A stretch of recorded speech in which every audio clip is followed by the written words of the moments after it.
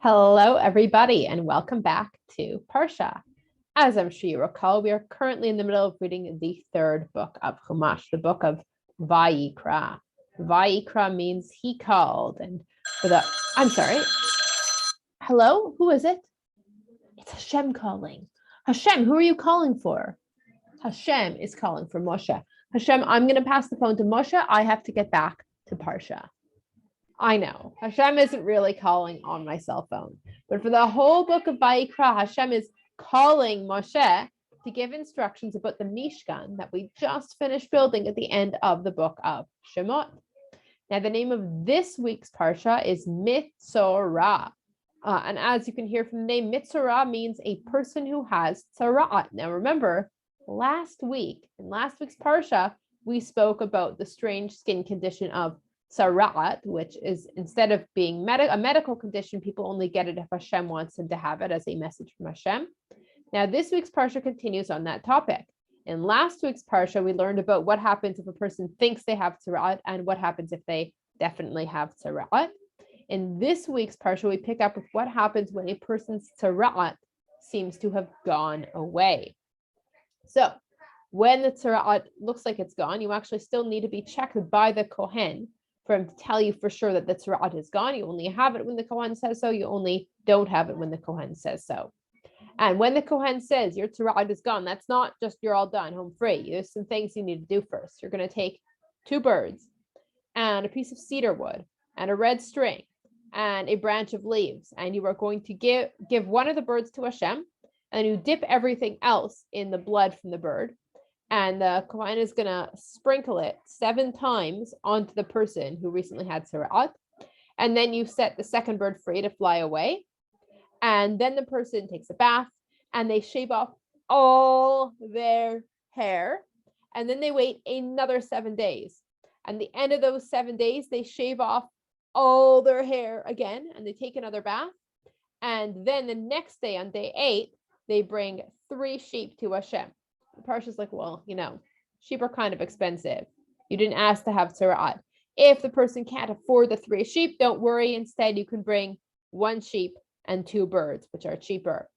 And you give the sheep and the birds to Hashem, and you take the blood from that korban. The Kohen takes the blood and puts it on the ridge of the person's right ear, and on his right thumb, and on his right big toe. And then the Kohen takes oil and puts oil in those same places, in the ridge of the person's right ear and on the person's right big thumb, and the right thumb and the person's right big toe. And then the Kohen finishes giving the animals to Hashem, and the person can wash off the blood and oil, and they don't have tzara'at anymore. You can go about your life as usual. And then the Parsha tells us something crazy. Remember how last week we said tzara'at can also happen on a person's clothes? Well, guess what? This week, we find out tzara'at can also happen on a house. Imagine a house getting a rash. So if you see a weird stain on the wall and you think, hey, that might be tzara'at on my house, what you have to do is first you take everything out of your house, all your furniture, all your stuff, pile it up on the line, everything comes out of the house, and you bring a Kohen over to look at the weird mark on the wall, because only the Kohen can tell you if it's tzara'at or not. And if the Kohen says, yes, that is tzara'at, you have to lock up your house for 7 days. And that means you don't go inside. Nobody eats in your house. Nobody sleeps in your house. Nobody goes into the house. If anybody goes in or sleeps in the house or eats in the house during those 7 days, they are not allowed to go into the Mishkan until they get washed off. And at the end of the 7 days that your house was locked up, you open up the door and have the Kohen check again to see if tzara'at is still there. If the tzara'at has spread, you have to pull out all the bricks or stones from the walls of your house that have tzara'at on them.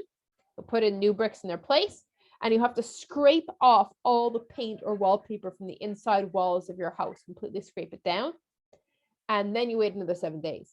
And if the tzara'at comes back after that, you have the Kohen come and check, and he says, if that's tzara'at, you have to tear down the entire house.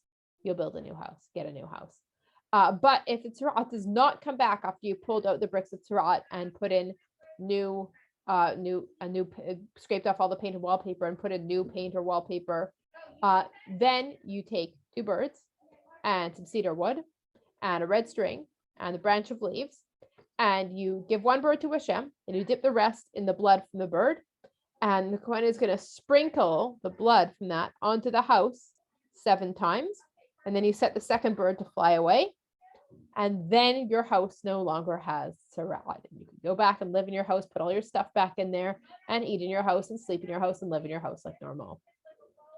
And the Parsha ends by telling us also that you need to have a 100% clean body in order to go into the Mishkan, which means that if there's any way in which your body is not clean, if there's any way that you're experiencing any sort of symptoms, you do not go into the Mishkan. You stay home until all your symptoms are gone, and then you get washed off. And only then, after you've washed off and your body is totally clean, can you go back into the Mishkan.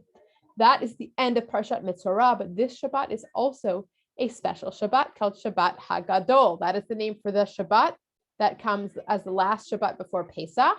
This year, that's this Shabbat.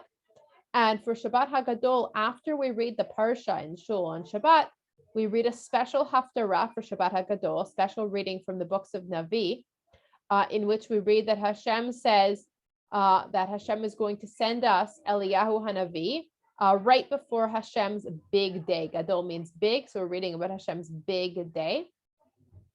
And hey, when does Eliyahu visit our houses?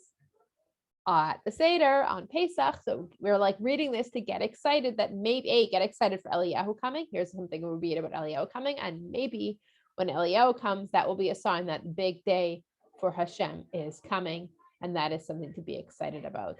That is the end of this week's Parsha. Shabbat Shalom.